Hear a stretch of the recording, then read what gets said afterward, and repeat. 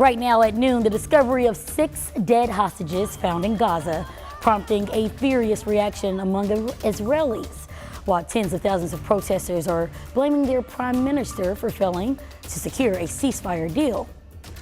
Plus, as children return to school, there is growing concern over the lack of vaccinations being used against preventable diseases. A little later, we're taking a closer look at what health officials are doing to address the issue. And it's a sight you'll only see on TV 11. Bucky the Beaver making his Arkansas debut at the Salt Bowl. What his surprise appearance means for the natural state coming up.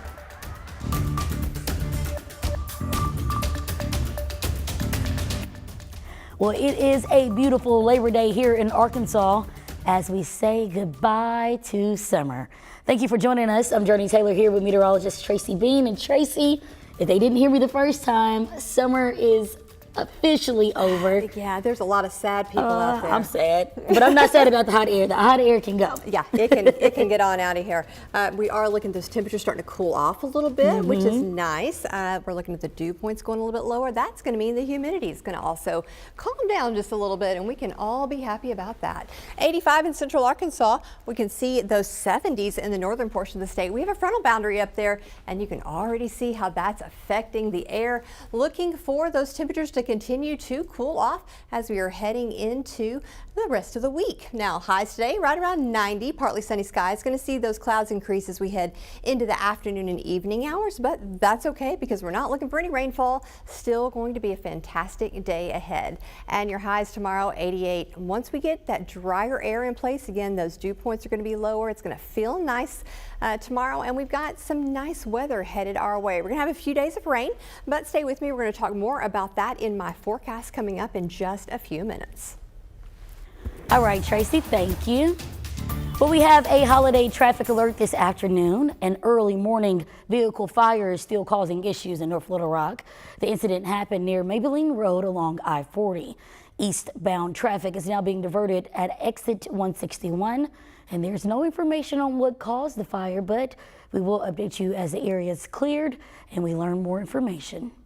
Now, while most are hitting the road today, many are hitting the water.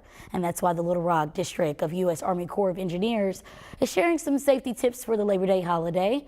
The Corps says to keep the basics of water safety in mind to reduce any chance of accidents, injuries, or death. Life jackets are always a good idea and required in some cases. Now, something else to remember, don't overestimate your swimming skills if the water is rough. Officials say many drownings happen just 10 to 30 feet from safety and could have been prevented with a life jacket.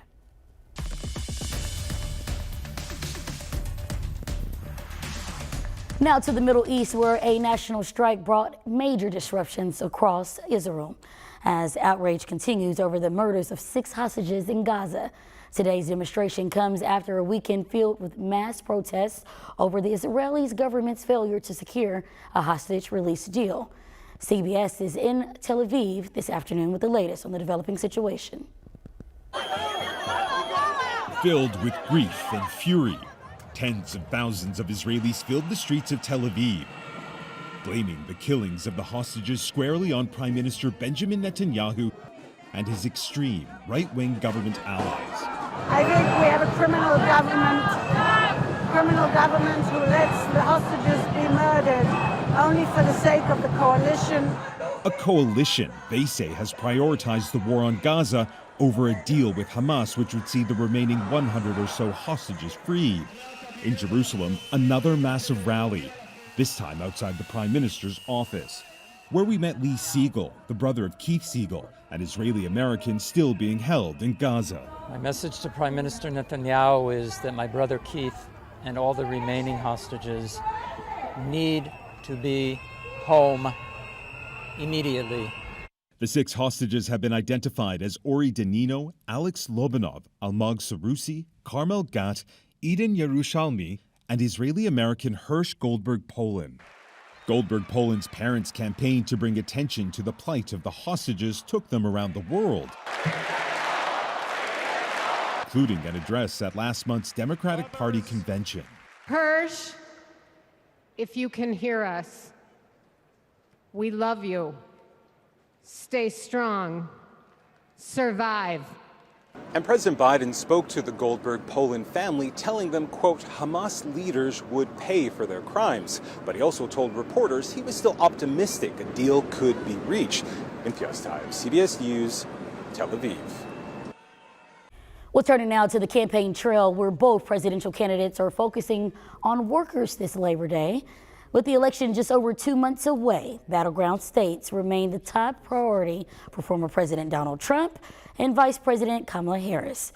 Trump allies will speak with auto workers in Detroit today. Harris will also visit the labor-heavy city of Detroit, but then it's off to Pittsburgh, where she'll join President Joe Biden. And those economy-focused campaign stops come as thousands of U.S. hotel workers walk off the job. It's the latest development in labor negotiations between major hotel chains and the Unite Here union.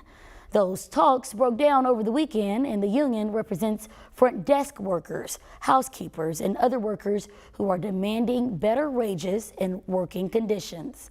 Spokespersons for two of the major hotel chains, Hilton and Hyatt, tell us that, well, say they look forward to continuing negotiations with union members. And a San Francisco 49ers player is out of the hospital and recovering less than 48 hours after he was shot during an attempted robbery. Police say rookie wide receiver Ricky Pearsall was held up in broad daylight on Saturday. Officers quickly arrested a 17-year-old suspect. Authorities say it appears he was not specifically targeted and that the suspect acted alone.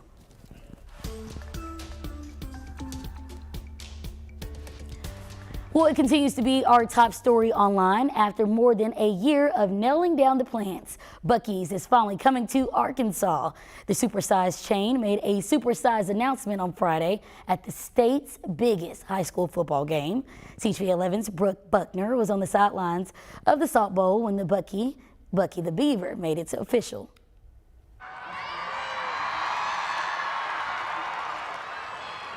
While those may sound like your normal screams on a football Friday, this has nothing to do with the ball game. This is the reaction of fans learning Buc-ee's is officially coming to Benton. Governor Sanders sharing the news in this video announcement. It's been rumored for months, but it's time to make it official. Buc-ee's is coming to Arkansas, and Saline County, right in the heart of our state, will be its home. Arkansans and visitors won't have to leave our state to enjoy this must-visit pit stop. After more than a year of planning, Buc-ee's and the city of Benton finally made it to the finish line, with Mayor Tom Farmer signing off on the deal this week. They have signed all the contracts, and everyone else has signed what needs to be signed.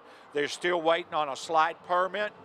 They can't do anything until they get the permit, so we're still waiting on that. But right now, everything's on go. As for when the city will get that permit, Farmer says it all depends on the Corps of Engineers. But from there, things will move quickly. Well, they said once they get the permit, they'll start the next day. The massive gas station will be right off of Interstate 30 near exit 114 on the corner lot that intersects with 229. Well, this is a fantastic move for our county, for our city, for the citizens, but more importantly for the state of Arkansas, because it's bigger than just Saline County. Farmer said announcing the big news at the Salt Bowl was a great moment for him and everyone involved in the process. I'm so thankful to Buc-ee's for choosing Benton as their first home in Arkansas. You know, and to get the mascot here and the way the people's crowds, it was just amazing. In Little Rock, Brooke Buckner, THV 11 News. A lot of excited people for that. Well, as for an expected completion date, Mayor Farmer couldn't give us the answer just exactly, but the process is expected to move right along right after the city gets that last permit. Still ahead, we're taking a closer look at the ongoing debate over vaccinating children. What the CDC is now doing to help boost the numbers. Tracy, how's it doing out there on this Labor Day? Oh, it's a nice Labor Day. Hopefully you're able to relax and enjoy the day. We have cooler temperatures staying with us this week. I'll have that in my forecast coming up after the break.